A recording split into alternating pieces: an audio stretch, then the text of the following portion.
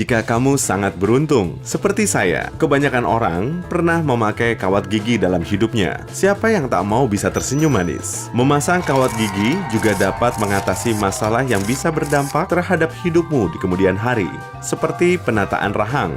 Tapi bagaimana cara logam itu bekerja dalam mulutmu? Singkatnya, yang dilakukan kawat gigi adalah memberikan tekanan kepada gigi agar mereka tumbuh pada posisi yang benar di dalam mulut, seperti anak-anak TK pada saat istirahat. Semuanya berbaris. Setiap gigi punya nama dan bagan tentang posisi yang benar bagi masing-masing gigi ada di semua klinik dokter gigi maupun ortodontis.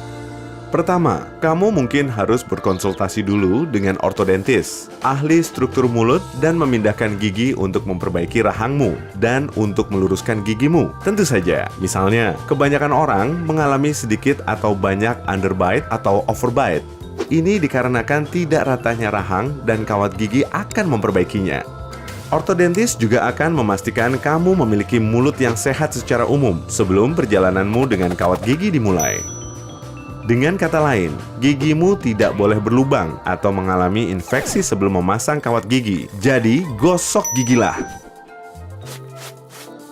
Kebanyakan pasien ortodontik adalah remaja awal, tapi sekarang ini tidak jarang orang dewasa juga memasang kawat gigi. Ortodontismu akan memutuskan apakah akan memasang kawatmu secara berjangka atau terus-menerus, tergantung kasusnya. Kenapa orang membutuhkan kawat gigi? Sebagian berkaitan dengan faktor genetika. Jika dalam keluargamu ada sejarah gigi berantakan, kemungkinan kamu akan mengalaminya juga. Jika saat bayi kamu sering mengisap jempol atau dot, ini bisa mempengaruhi pertumbuhan gigi serimu. Jadi, jika kamu perlu kawat gigi, itu bukan salahmu. Ayo, kita lihat prosesnya dengan lebih cermat. Sebelum kawat gigimu dipasang, mungkin kamu harus menjalani perawatan tambahan dulu. Contohnya adalah memasang peregang. Ada dua macam peregang, rahang atas dan rahang bawah. Apa yang dilakukan peregang? Ambil contoh rahang atas.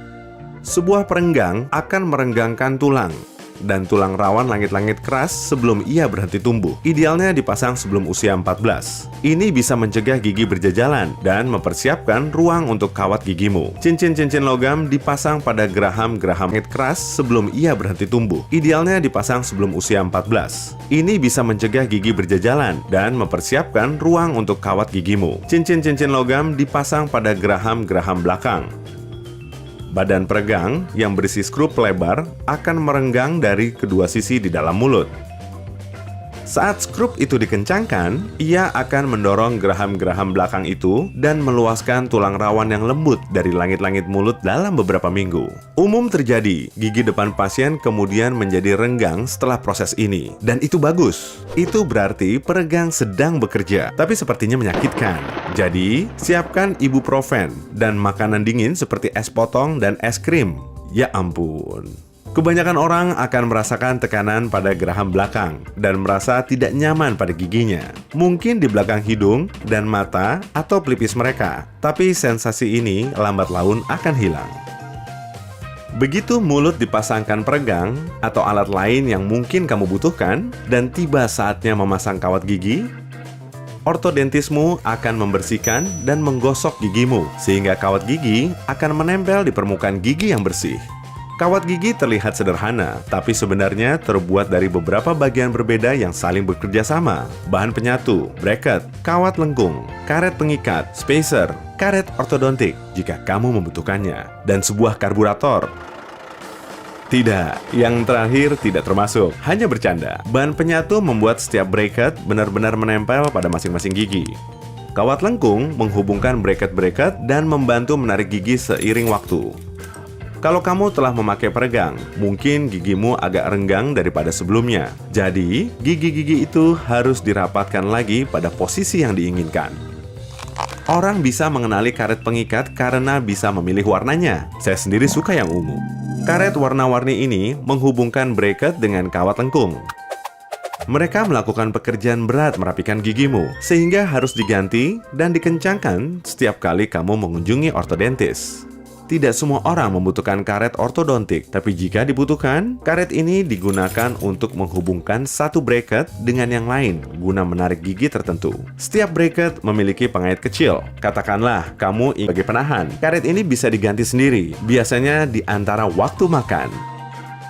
Ortodontismu atau asistennya akan menjelaskan setiap prosesnya kepadamu dan mungkin menyuruhmu berlatih di klinik jika kamu harus mengganti karet ini.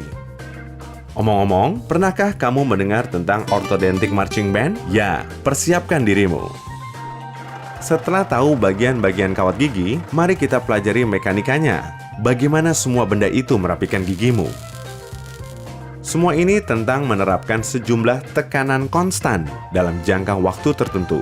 Sebagian besar tekanan berasal dari kawat dan karet pengikat, lalu bracket menahan semuanya tetap di tempat selama dan setelah gigi itu dirapikan. Kawat yang menghubungkan bracket-bracket itu memainkan peranan penting dalam merapikan gigimu. Kawat umumnya tidak mudah ditekuk, tapi panas dalam mulutmu menjadikan kawat itu lebih lentur. Kawat akan tetap lurus, tapi masih cukup fleksibel untuk dibengkokkan mengikuti bentuk mulutmu. Dari sinilah asalnya tekanan besar itu. Jika masalah gigimu sangat rumit, saat itulah kamu membutuhkan karet ortodontik. Ini akan menambahkan tekanan dan memberikan bantuan lebih untuk merapikan gigi yang keras kepala. Tapi ingat, gigi-gigimu adalah tulang dan kamu hanya melihat bagian atasnya saja. Sisanya tertanam dalam gusimu yang lunak dan memungkinkan pergeseran. Kebanyakan kerja keras yang dilakukan kawat gigimu itu dikerjakan di gusi. Tekanan yang kamu rasakan pada gigimu juga diterapkan pada selaput periodontal, yaitu jaringan lunak di bawah gusimu. Satu sisi dari selaput ini lebih lunak dari sisi yang lain, yang memungkinkan gigi untuk bergeser. Sisi yang lain mendorong selagi tertekan, menciptakan aksi tarik dorong seimbang yang memungkinkan gigimu bergerak dengan aman dan efektif. Kedua bagian selaput itu bekerja sama menyediakan ruangan dalam rongga mulut agar gigimu bisa bergeser bersama-sama. Di samping senyum lepas dan rahang yang rapi, kawat gigi mempunyai satu kelebihan lain. Bisa menguatkan gigi. Seperti halnya berolahraga di pusat kebugaran. Gigimu akan menjadi lebih kuat karena diberi tekanan. Itu juga membantu membentuk sel-sel baru yang menghasilkan kepadatan tulang lebih baik pada gigi.